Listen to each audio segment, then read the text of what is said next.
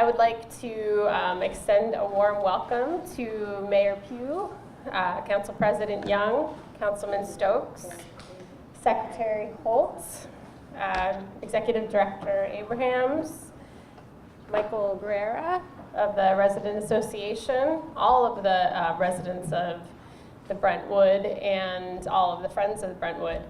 My name is Katherine Stokes, and I'm president of Telesis Baltimore, and I'm one of your hosts here today. Have a lot, so hopefully we'll keep you moving and fed.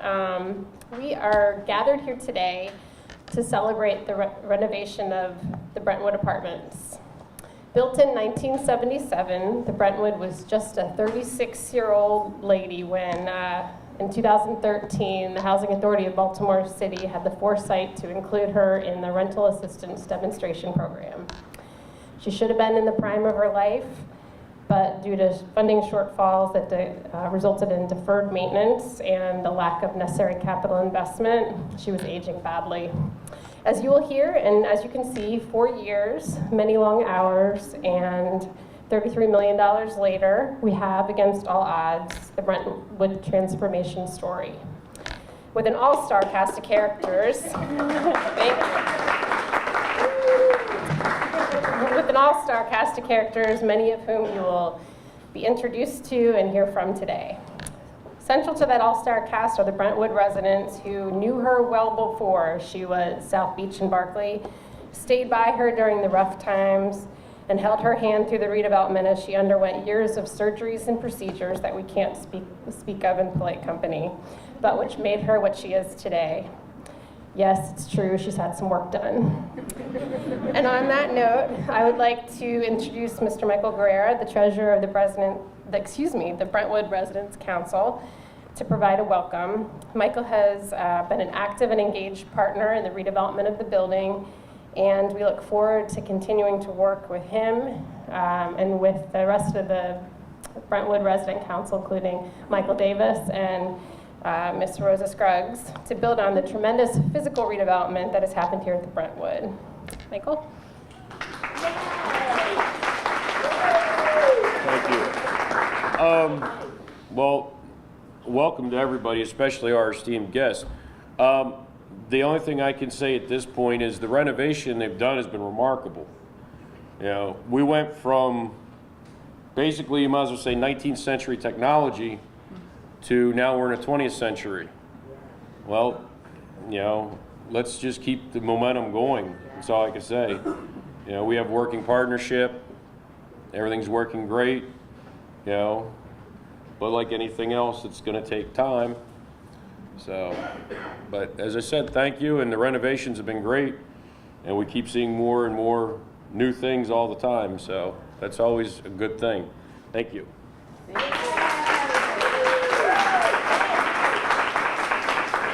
Thank you, Michael.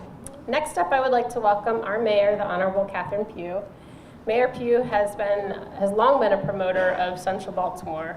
Mayor Pugh, along with your teams at DHCD, including Michael Braverman, Julie Day, Wendy Redfern, and many others, and at HABC, who we will hear from shortly.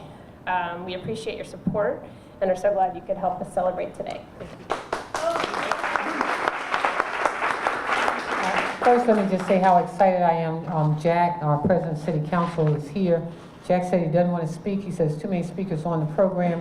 He wants to keep us moving. Residents want to get back to their units. And let me just say thank you for this partnership. All of us working together always makes a difference. And I'm really glad for the collaboration and the patience on behalf of the residents that were here.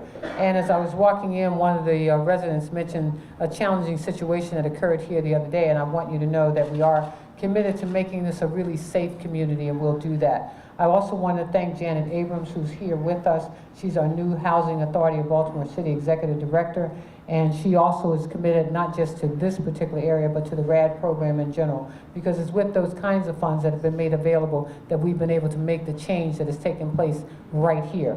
And I'm sure that it is a welcome change. Sorry it took 36 years, but oftentimes we do facelifts from time to time, but this is one that is really radically needed.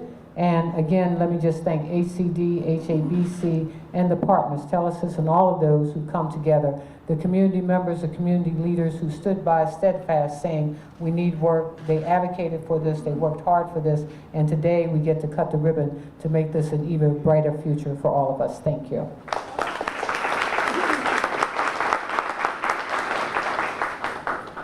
Thank you, Madam Mayor. Next up, I'd like to welcome Councilman Robert Stokes, who, along with Council President Young, has been a longtime supporter of redevelopment efforts in his beloved 12th district. Councilman Stokes is one of the Baltimore Stokes, which means he's good people. Thank you. I just want to thank God for giving me the opportunity to be here, but I want to thank the Mayor, Secretary Holt, HABC for the partnership, especially in the 12th district with the new development that's going on. We have the new barbecue on Greenmount. We have Arts District 1 and 2. So I'm real happy about the new development and continued development in this community. And I want to say thank you to everybody.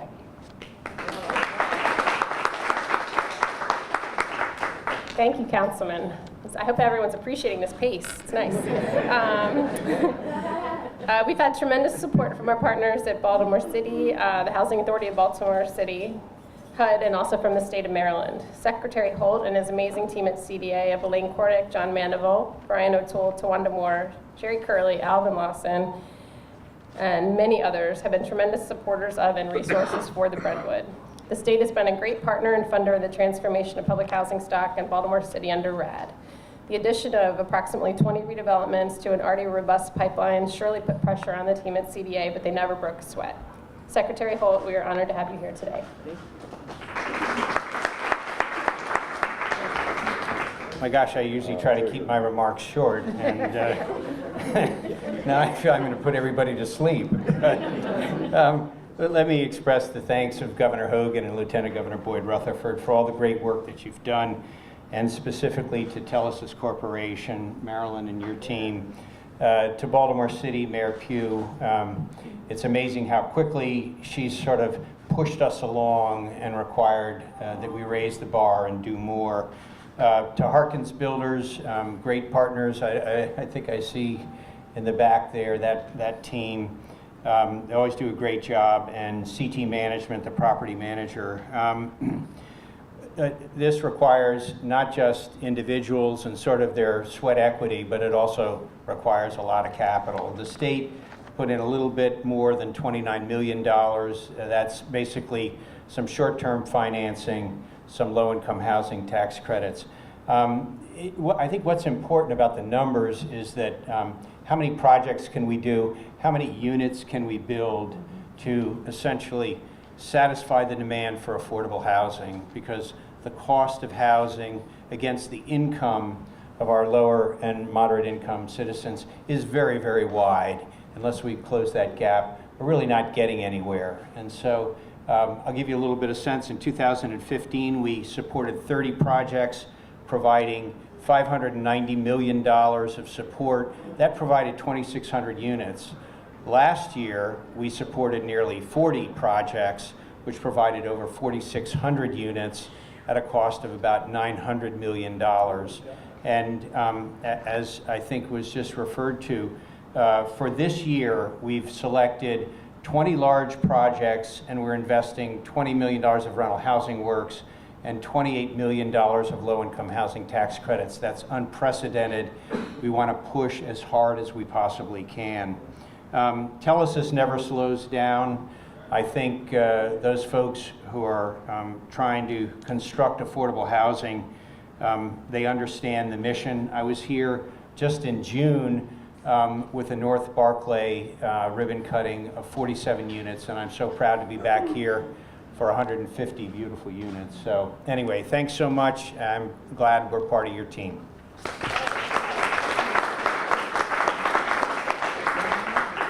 Thank you, Secretary Holt.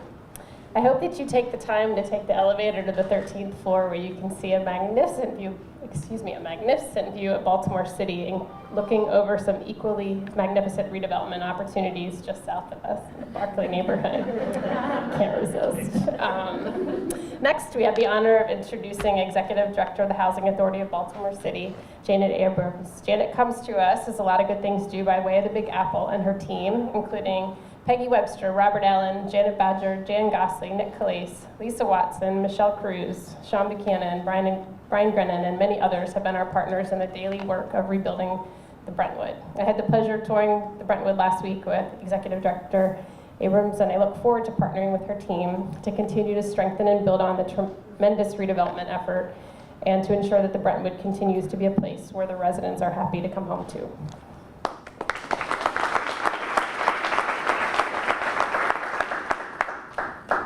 Wow, good afternoon, everyone. In keeping with the short speech, I'll put this away. So one of the things that I usually do when I walk into a building, I ask myself one question: would I want my parents to live here? And I'm sure everybody else does the same thing. And the answer is yes. When I looked around at this building and I looked at the before and after, I am extremely proud of this partnership with Telesis Corp. They have done a wonderful job in looking at the vision that they presented to the Housing Authority a couple years ago, and this vision has, the realization that it has happened is really overwhelming when you look at it.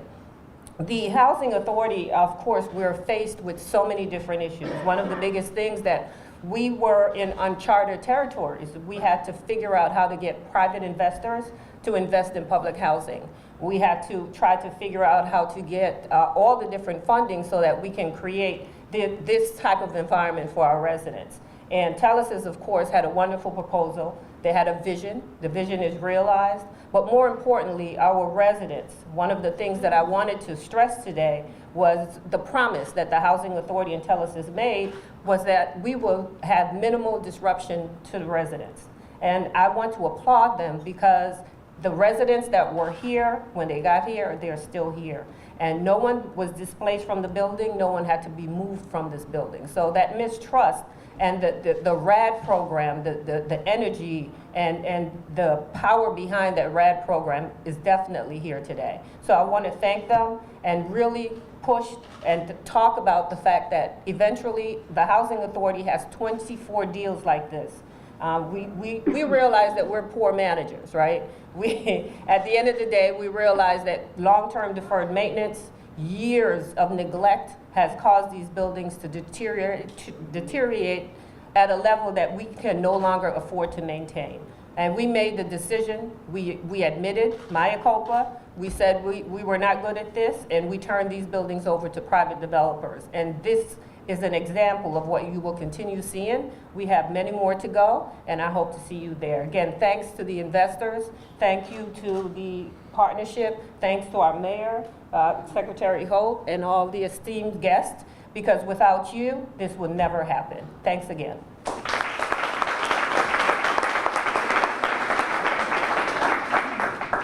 Thank you.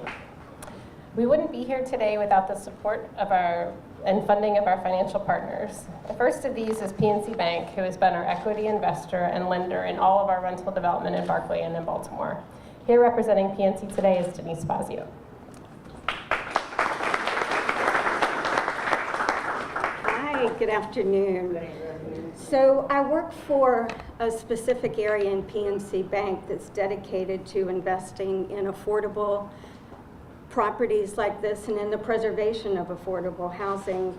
You know, what could have happened without the efforts of Telesis and so many others is this building in a growing market like Baltimore could have been turned into market rate housing at rents that so many of the residents would not have been able to afford. So that's a mission of PNC's, and we're looking at that across the country.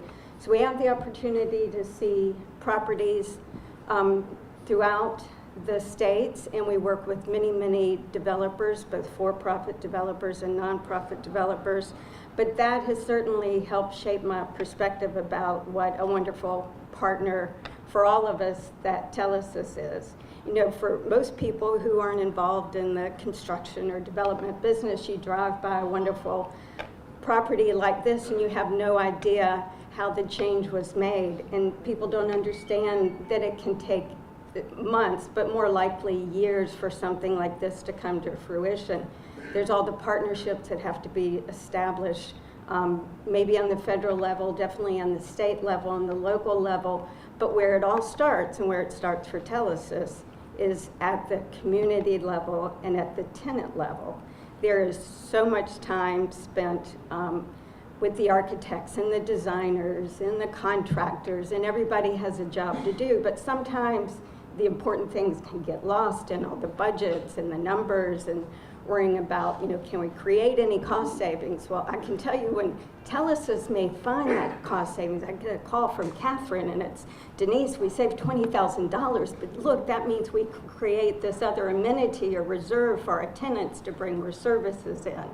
So they start with the focus of the tenants, and this is the outcome of their effort. And not just the tenants, they look at the community, how this particular development can help grow the community and help the community grow it and expand and improve itself. So we are very fortunate, very thankful to be part of this, and look forward. There's a lot of work, a lot more to be done in Baltimore. Thank you.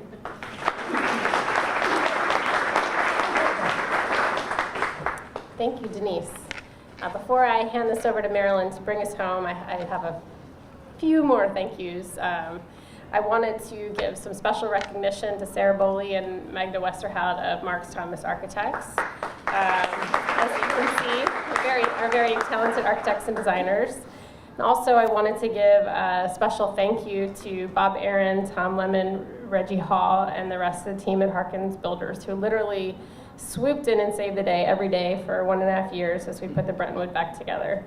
Our development team also featured beloved and familiar faces, including Bradley Site Design, KCW Engineering, Gallagher Avilius & Jones, M&T Insurance, and Continental Title.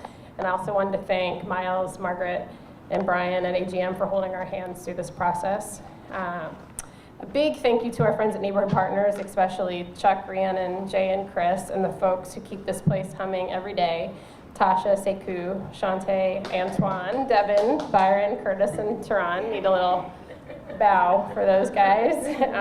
And lastly, to the Telesis Baltimore team, DeWitt, John, Jenny, Richard, Mike, Quincy, and Quinn. Thank you for all you do, especially to John and Richard, who really were the people behind this redevelopment effort. So I'm going to hand this over to Marilyn Melkonian, who I think she needs to be credited for seeing beauty where some others did not, and looking at the Brentwood.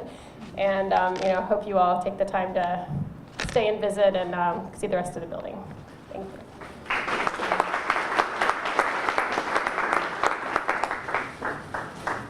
Thank you, everyone. Thank you very much.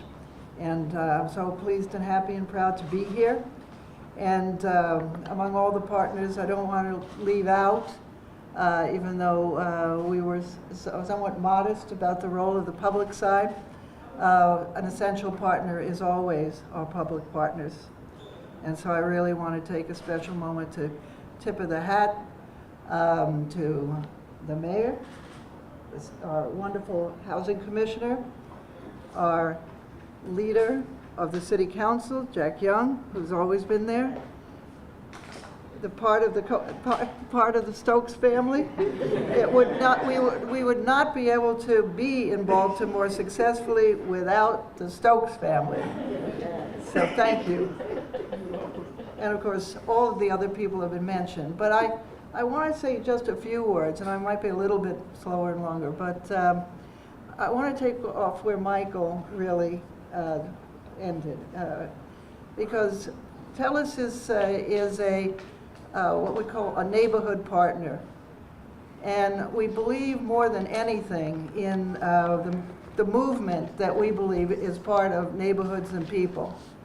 And so I just want to talk a little bit about that, that we are part of a movement of local people who have the courage to discover their own way.